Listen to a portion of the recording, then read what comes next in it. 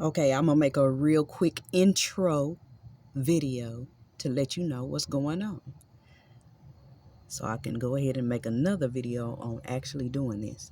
Okay, the guy that told me to use the seafoam first, which I was already using stuff like that, but I used it in a different manner than what I was used to using, which is the vacuum hose that ended up being, I think it's the brake line. So anyway, I'll correct it if I'm wrong. So anyway, so I talked to him. I was about to go get an actual distributor, the whole distributor. And I already knew that it was possible that I could just do the top of the distributor and not the get the whole distributor. So basically what he told me is to go ahead and unscrew the top of the distributor and then go ahead and see if it's maybe clogged up. Not clogged up, but some of the points are not clean, like that goes to the spark plugs. And he took the new distributor in the store and showed me what points I needed to be looking at. So that's what I'm gonna do. Thought I was gonna have a hard time, which it wasn't nothing but God above, the Heavenly Father, that helped me get these screws loose.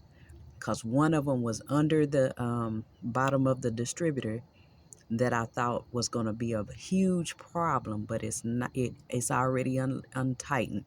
So the thing is, the screws that I did have to untighten, I had to knock on them a couple of times. I'm one of those. I'm not afraid of tools. I was brought up around tools around my granddaddy, so I'm quick to see if I'm not able to get something unscrewed. I'm gonna go ahead and tap on it with a hammer, and it does work. And I've had a couple of, people that I was close to, or men or whatnot. Oh, that's not gonna work. Yeah, it's done work for me way before they told me that. So I've kept, that really has been my solution on some things that might be a little bit too tight, that may need an actual drill or whatnot to get unloose. But sometimes it's where the screwdriver, like the four-head screwdriver, like these are dealing with the four-head screwdriver. Um, so the problem was some of them were seeming like they were a little bit, kind of damaged a little bit. That's the best way I can put it. Those four-head screws can be damaged because some people just go so hard at them that it eats away at the metal. But anyway, I hear some dogs. I know y'all hear that. But oh well.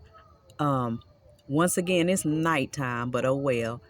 This is what I was discouraged from doing, is because I didn't think, for one, that I thought that I was going to have a hard time getting at that bottom screw.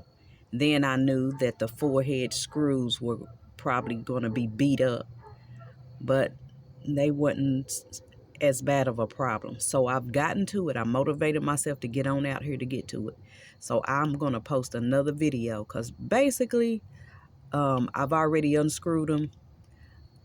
And these screws do not come all the way out, which I was prepared to put them somewhere safely, take my time to take them out so I wouldn't drop them down in the motor, because I know about that type of experience too. But they do not fully come out.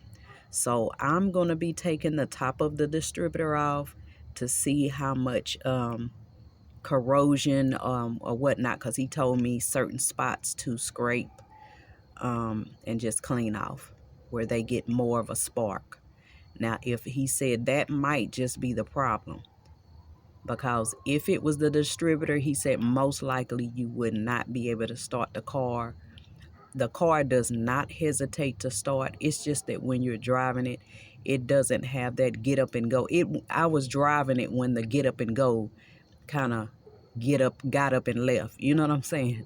So I thought it was me needing some gas, and I was right there in front of a gas station. So anyway, I'll be back.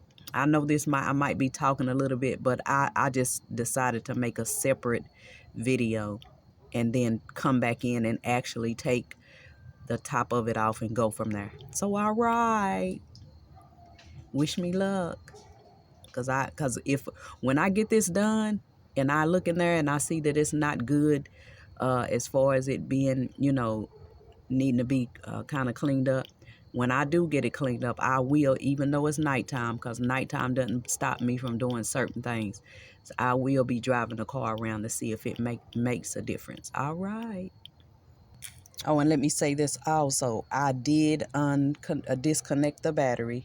I went on and disconnected the positive part because I'd rather be safe than sorry. And he did say, tell me to take off, disconnect the battery. Now, sometimes I don't do that. Like when I did um, that vacuum hose with the sea foam, I didn't disconnect the battery. I just wanted to put that in there real quick. All right, better to be safe than sorry. Don't do what I do.